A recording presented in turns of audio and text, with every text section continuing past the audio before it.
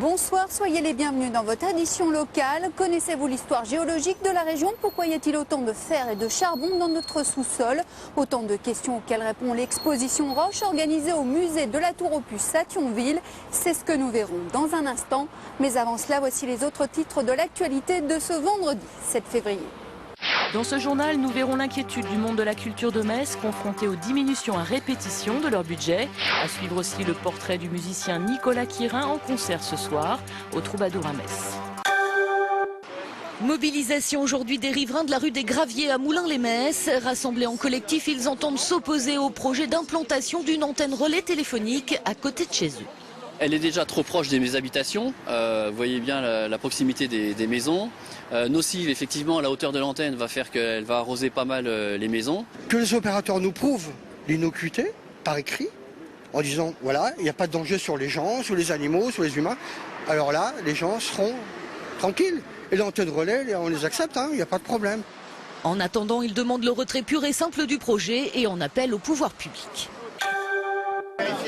Inauguration très officielle cet après-midi du nouvel hôpital Robert Schuman, ouvert depuis mars dernier et après 3 années de construction. Il couvre aujourd'hui toutes les principales disciplines médicales et chirurgicales. Épilogue dans le chantier de la future mosquée de Metz. Hier, en fin d'après-midi, le maire Dominique Gros et Raymond Beller, le président de l'Union des associations culturelles et culturelles des musulmans, ont signé le bail du terrain où sera construite la mosquée. Un bail avec une redevance annuelle de 15 €. Le coût de la construction de cette mosquée est estimé à 8 millions d'euros. Une cure d'austérité, voilà ce qui attend le monde de la culture. L'État, là aussi, a décidé de faire des économies et du coup diminuer les budgets, en moyenne de 15%. Un plan drastique qui inquiète les acteurs du secteur. L'inquiétude, c'est de voir transférer aux régions un certain nombre de choses, notamment, sans que nécessairement les budgets suivent. Sur la disparition des structures, on n'en est pas là aujourd'hui.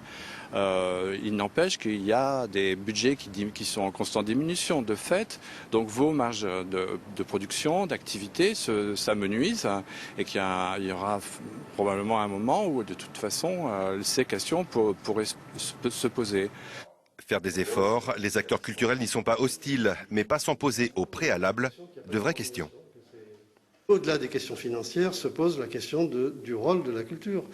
On sait que ça a un coût. Est-ce que ce coût mérite d'être pris en compte dans la charge publique? Et je pense qu'il y a longtemps qu'il n'y a pas eu de débat en France sur le rôle de la culture. Lundi, une marche pour la culture sera organisée à Paris, à Metz. Un rassemblement est prévu à l'Arsenal en fin d'après-midi. Savez-vous vraiment ce qui s'est passé sous nos pieds pendant des centaines de millions d'années? Comment le fer et le charbon sont-ils arrivés dans le sous-sol lorrain? Autant de questions auxquelles tente de répondre l'exposition Roche, organisée au musée de la Tour aux Puces à Thionville. Une exposition qui nous plonge dans les entrailles du sol lorrain. On pourrait croire à une histoire de cailloux digne du Petit Poucet. C'est en réalité une affaire de spécialistes, tout ce qu'il y a de plus sérieuse. L'Expo Roche, ce sont eux qui l'ont réalisé, les amateurs passionnés de l'association Géolore, qui en quelques panneaux et maquettes expliquent aux visiteurs comment s'est constitué le sous-sol lorrain. Un sous-sol particulièrement riche en charbon, un charbon apparu à l'ère primaire. Notre région était située au niveau de l'équateur, donc climat chaud, humide, entouré de montagnes.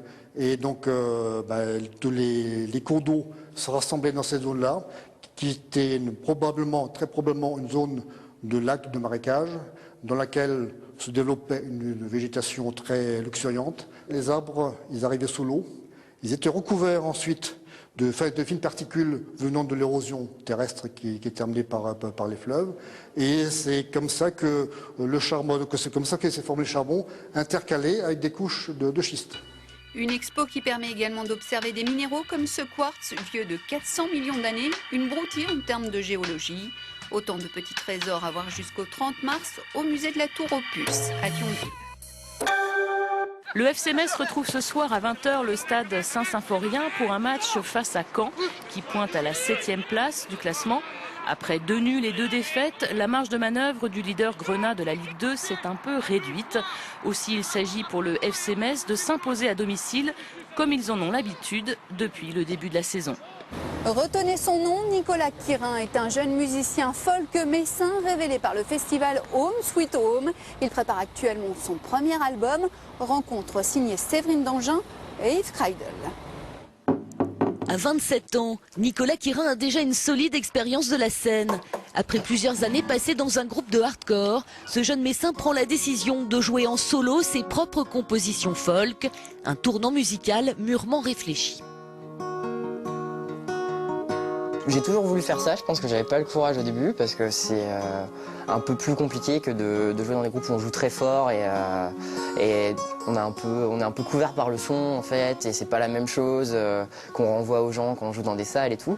Et je pense que je me sentais pas prêt avant et c'est venu d'un coup.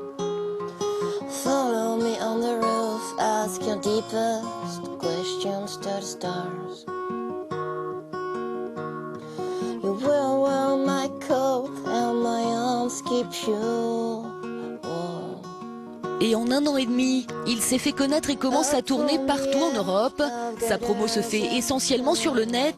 Il a ainsi pu sortir un premier CD 5 titres, prépare aujourd'hui son premier album et a même décroché un label. C'est un label qui est à Paris, qui s'appelle Old Town Bicyclette. Et donc on a fait ce premier projet ensemble. Et je pense que le prochain sera chez eux aussi. Et qu'on va juste un petit peu mettre plus de temps dessus et faire quelque chose dont moi je suis plus content aussi, que j'ai plus envie de présenter. En attendant, Nicolas Quirin sera ce soir en concert au Troubadour de Metz dès 20h30.